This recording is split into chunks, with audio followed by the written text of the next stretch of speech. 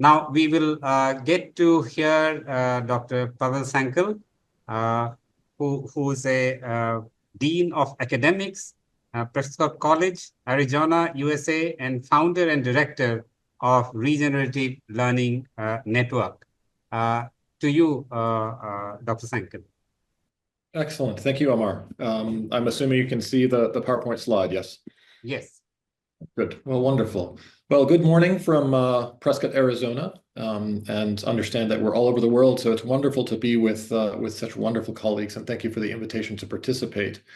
It's been incredible to hear all of the different papers and perspective over the last couple of hours, and I'm really grateful for all of my colleagues for sharing those perspectives. And I think particularly I'm reflecting on even the Secretary General's comments early on, and I think I saw Sebastian, you quoted this in the chat that we need all of it and not just some of it. And I think that's really instructive to think about the sort of transdisciplinary and fully integrated nature of what we're talking about here. Everything from agriculture to medicine to education to policy, ecosystem regeneration, and so on. And also Professor Trivedi's challenge: how do we leverage this change? How do we actually take this into practice and in action? I think education can play an absolutely critical and essential role in doing this. And we've talked about collaboration through and through. I've noticed a proliferation of circles in our slides, lots of circles of systems. And I think, Dr. Amar, you're sort of shifting from a different type of organizational structure to an embedded and sort of concentric structure. I think that resonates with a lot of different perspectives. And you can see there's a circle on my opening slide here as well, because I think that's a key image for us. And as we've also talked about, regenerative thinking, even in the last presentation, has its roots not just in agriculture, but also in medicine. I think medicine probably before agriculture, really, and literally in the recreation, regeneration, restoration, and having the roots in the soil. And in education and preliminary and higher, particularly in higher education, which is my area of focus, this poses some real opportunities, I think, to reimagine, rethink the foundations of education itself. Right. So I'm going to talk a little bit. I have 4 slides, not very many. So I'll be talking a little bit about, what are some regenerative learning approaches in higher education particularly, and with 3 specific examples, and then how we can take some of those tools and move them forward in our own context, and how that sort of regenerative approach to education can help support all the different work in the different disciplines that we've talked about today. But to start out with, I think the foundation for my work is that there's a crisis in higher education, and largely it's a crisis of form.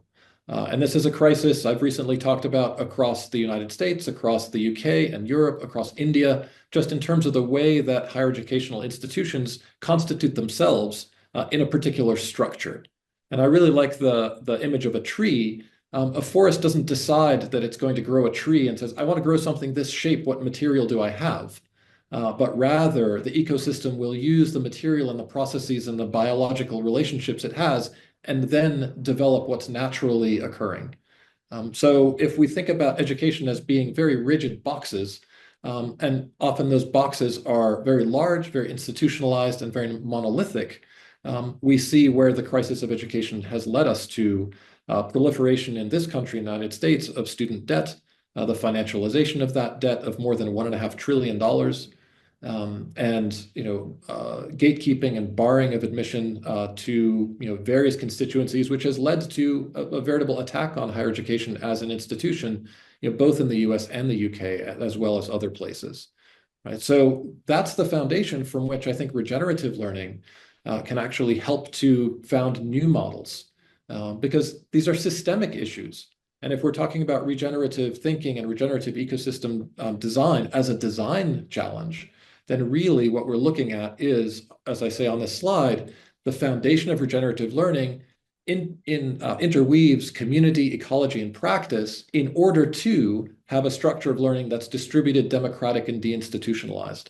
So a collaborative, shared approach to fostering education, which is student-centered, and distributed, collaborative, all of those lovely words on that first slide there, that we can talk about in very specific ways how they might be employed in practice. So next slide. So this image of regenerative learning network specifically, I use because it puts at the foundation the adaptive ecological cycle. So where you see the co-create, flourish, imagine, and cultivate to demonstrate it's not just a circle, but you can see this in a panarchy model if there are ecosystems experts on the call, or certainly in the adaptive ecosystem cycle that regenerative learning is always evolving.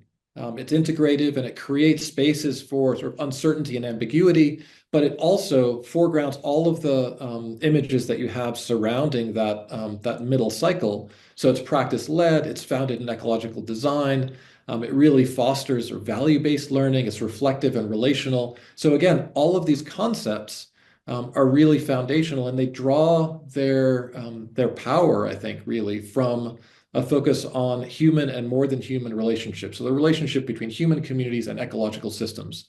And it's within that relational space between the two that an educational system which is founded on the relationship between ecology and human systems, is in a sense, if it's authentically founded that way, builds that regenerative foundation that then can construct a network of institutions across that ideology.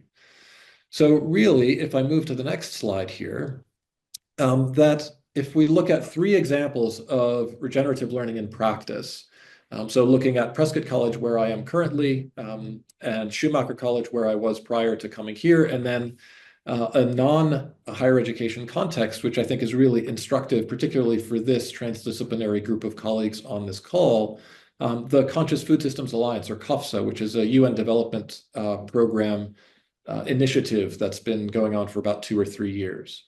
So at Prescott College, we can look at specifically at some of our programs. We are a small college of about 900 or 1,000 students across from undergraduate to PhD, with master's programs in transformative food systems, regenerative design, and many more, a sustainability education PhD, and undergraduate programs across those disciplines, from field ecology and education to psychology and social justice and so on. And as well as a developing micro-credential program to involve community members in less traditional, less formal structures, and also to upskill individuals that may not be able to engage in a full degree program. But across all of those, the foundation of what we do is place-based, experiential, community-connected, and connected with local organizations and ecosystems. So again, thinking about, and I've heard this word a lot today also in different disciplines, thinking holistically about how we approach relationships with among students, community members, faculty, staff, and the more than human world, the natural world. So I think that's a key element which is often missed in a lot of educational contexts. There's some organizations that go so far as to actually bring nature into the conversation in a formal, structured way, whether it's on trustee boards or in other initiatives. For me, it's key to bring nature into the conversation when we develop curriculum and how we teach our students and how we organize those courses. So it's all co-designed. It's not a top-down structure. So Schumacher College, where I had recently moved from, founded on a head, heart, and hands, a threefold embodied model of learning. All of the students, whether they were in an MA in regenerative economics, or in ecological design, participated in community work, food production on a 5-acre agroforestry plot that we had, so producing 50% of the food that the college consumed, based on a lot of the principles that Dr. Amar talked about earlier in terms of regenerative agriculture and agroecology, and really developing that as a learning lab where pedagogy and ecosystem interweave. So this is a recurring theme, the interweaving of pedagogical structures and ecosystem structures within the classroom. The last example is a much broader approach, using 9 learning centers. Specifically, there's a project within CWSER that I've been working on for 2 years, which is a global and local practice-led learning network for regenerative leadership across 6 continents at the moment, that really is a demonstration of distributed governance, intercultural wisdom, and interspecies co-learning. So again, lots of those sorts of words, which in my mind, coming from an environmental humanities and philosophy background, so please forgive my use of lots of these words, but for me, they demonstrate really quite vividly that it is about the relationships between people, place, and the more than human systems, which is foundational to the regenerative model of learning. Now, in the last couple of minutes that I have, I want to go to how you might apply this. And there are a lot of words on here, so please feel free to take a screenshot. But these are also replicated in the book. And we'll be discussing them in the December conference. So please engage in those ways as well. But thinking about how we, in our different disciplines, because education is everywhere, right? Education is on farms, education is in hospitals, education is in policy organizations, right? So how can we employ some of these things that have seen success in at least these three, and there are other models out there as well, that we might just briefly prioritize distributed and decentralized models. So prioritize a relational model rather than a monolithic institutional one. Emphasize connectivity across those different areas and through developing knowledge corridors. And there's a lot of wonderful work on corridor ecology, which I've discussed in the chapter in the book, which talks about not just linking up different landscapes of biodiversity, but how those links themselves become living examples of engagement and movement and process.